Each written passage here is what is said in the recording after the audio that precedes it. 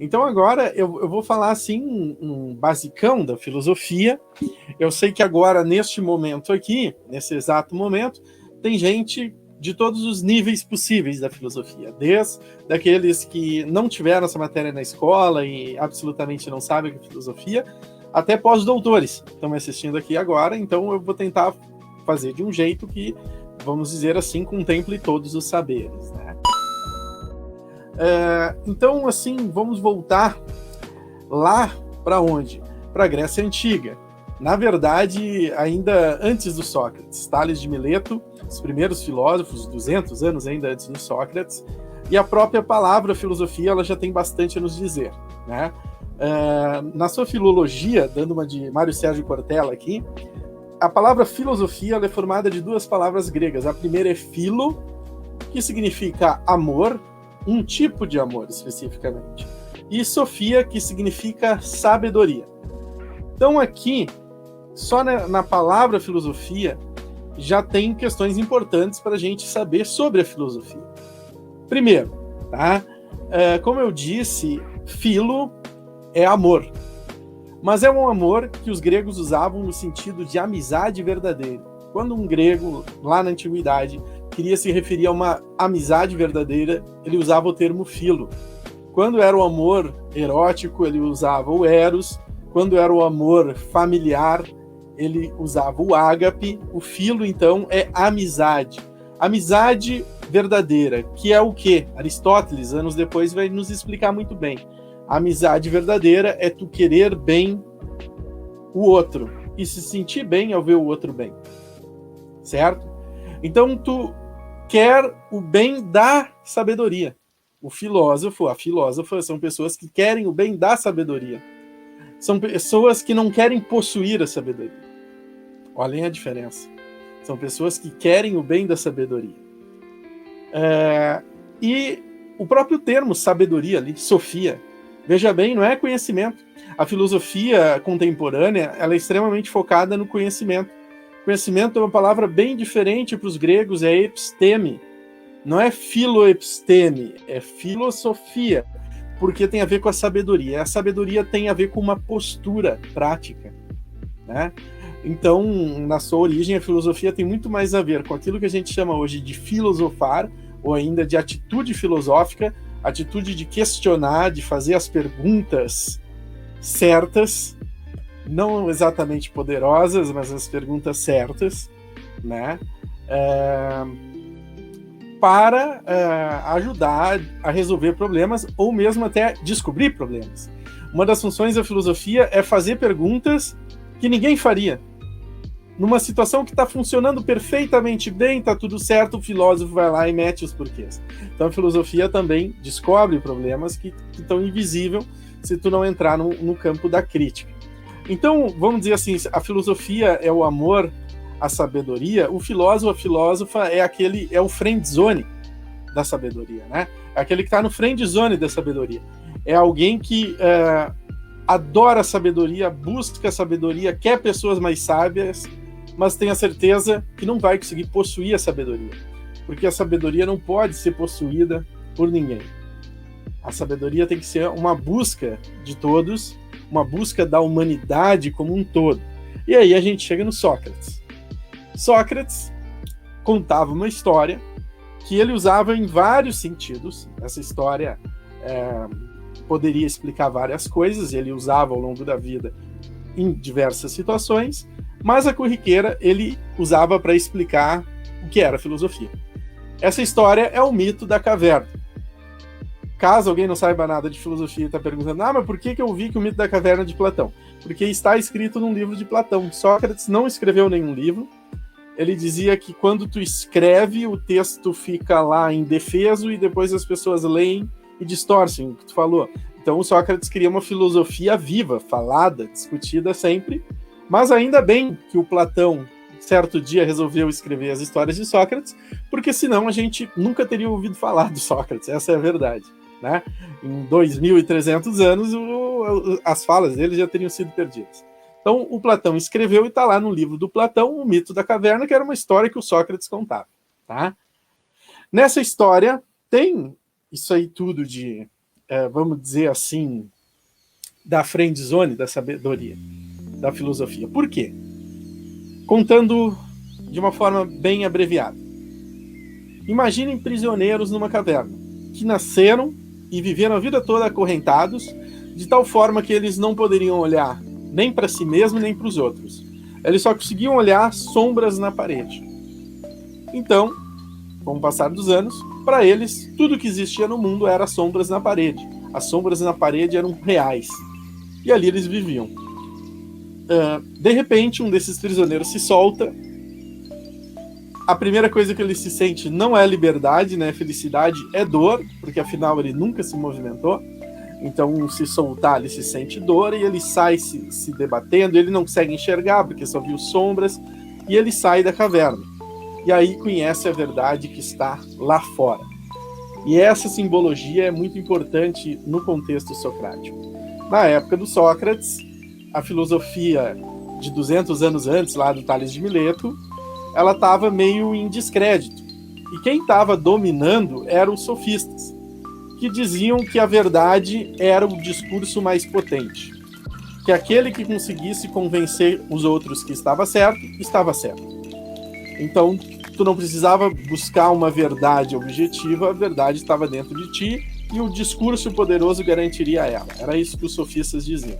Aliás, tem muita gente dizendo isso aí hoje em dia, né? E propondo remédios para o Covid que parecem piada, né? Tipo ozônio por trás e outras coisas do tipo, né? Então, veja que o pensamento sofístico, ele vive por aí até hoje. Mas naquela época, a filosofia estava podendo acabar. E o Sócrates vem e traz. A verdade está lá fora. A verdade, na verdade, não é nem as coisas fora da caverna. A verdade é o sol, inatingível. Porém, tudo aquilo que a verdade ilumina é o conhecimento, que é o mais próximo que o ser humano, esse friend zone do conhecimento, pode chegar. Aí, o Sócrates diz que não basta o filósofo sair da caverna, ele tem que voltar para tentar convencer aqueles que lá estão dentro. Por quê? Porque senão ele não vai ser feliz. Ele não vai ser feliz ao saber que aqueles que conviveram com a vida toda com ele estão afundados na mentira, na fake news, no discurso de ódio. Ele quer mudar essa realidade. Ele precisa mudar essa realidade. E aí, de certa forma, vem o terceiro ponto da filosofia. Então, o primeiro é o amor à sabedoria. O terceiro é a busca pela verdade, mesmo sabendo que essa verdade ela é objetiva, externa a nós e que a gente nunca vai possuir ela. E o terceiro, então, por que eu vou buscar a verdade se eu nunca vou ter a verdade?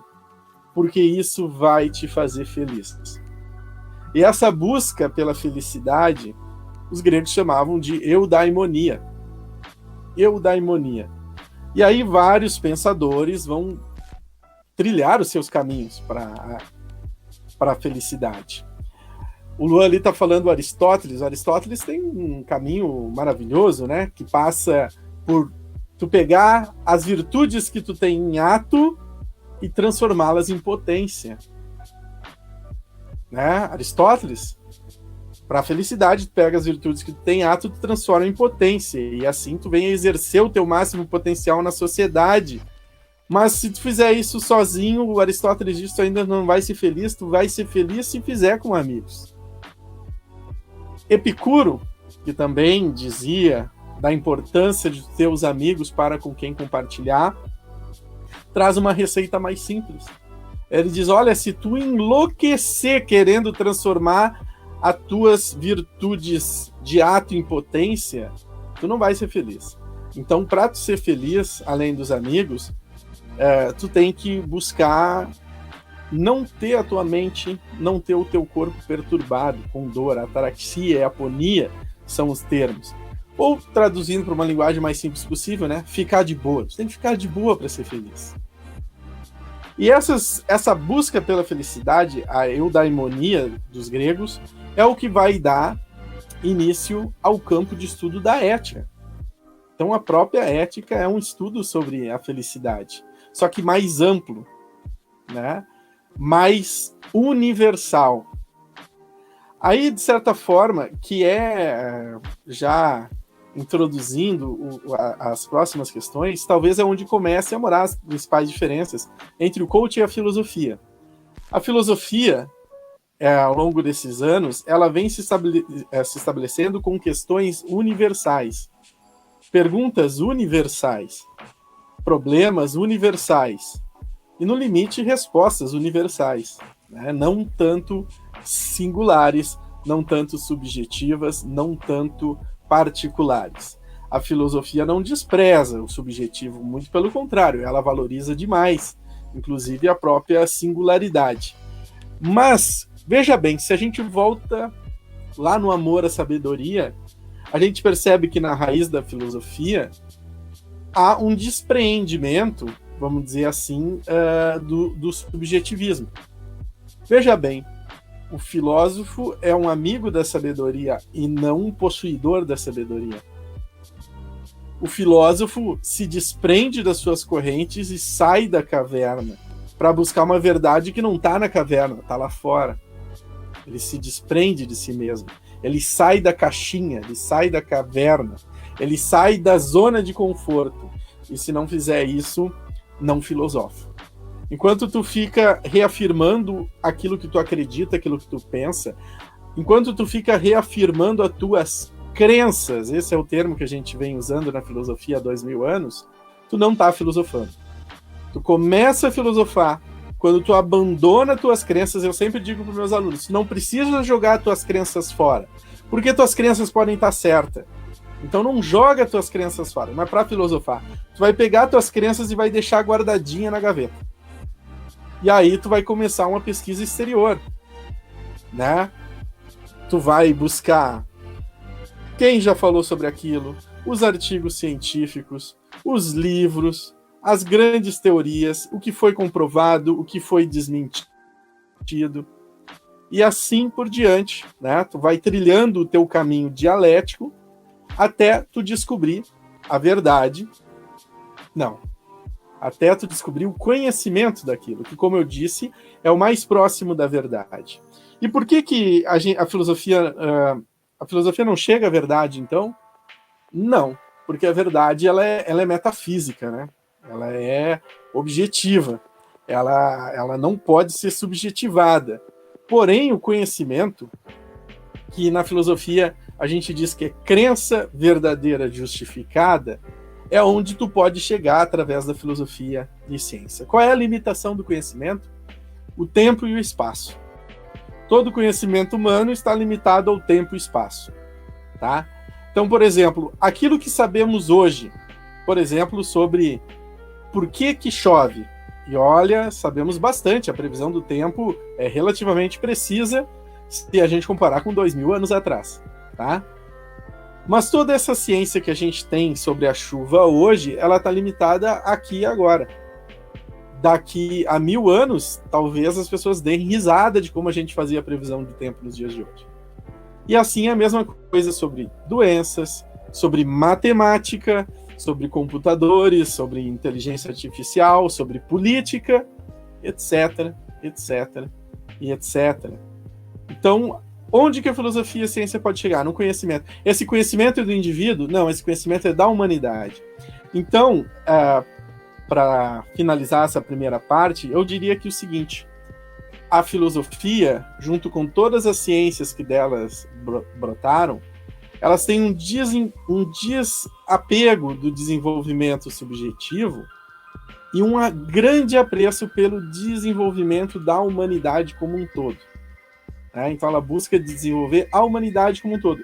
Mesmo que até os indivíduos se percam nesse caminho, a gente nem sabe mais de onde vem aquela teoria, mas o importante é a gente desenvolver aquela teoria para fazer a humanidade desenvolver como um todo. E nisso, de certa forma, as ciências têm até mais êxito que a filosofia. A filosofia ainda é muito individualista, geralmente os livros de filosofia é uma pessoa só que assina, né? Enquanto os trabalhos científicos são assinados por departamentos universitários inteiros. Por exemplo, né, agora está sendo feita a vacina do Covid, por exemplo, de Oxford. Ninguém fala que é a vacina do Zé Pereira de Oxford. Não, é a vacina é o Centro Acadêmico de Oxford que está fazendo. são os laboratórios da Pfizer, são os laboratórios da Universidade Pública de Moscou, da Universidade de Xangai, né? Então a ciência, de certa forma, tem esse desapego em relação ao subjetivo até superior à da filosofia, mas na sua raiz, né? Lembrando que se a gente fizesse assim, tem várias imagens, né? Assim, para relação filosofia e ciência. A que eu mais gosto é a da árvore, né?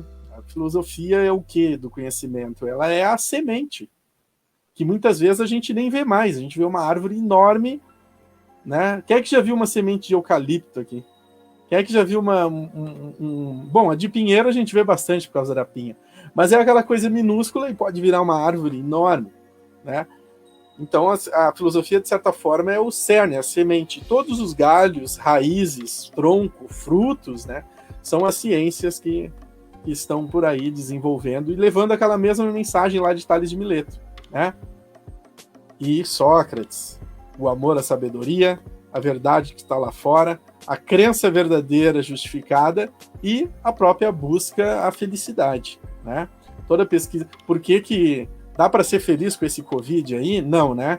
Então a gente precisa ter uma vacina para acabar com ele e assim trazer a felicidade aí para a nossa vida, para a nossa humanidade.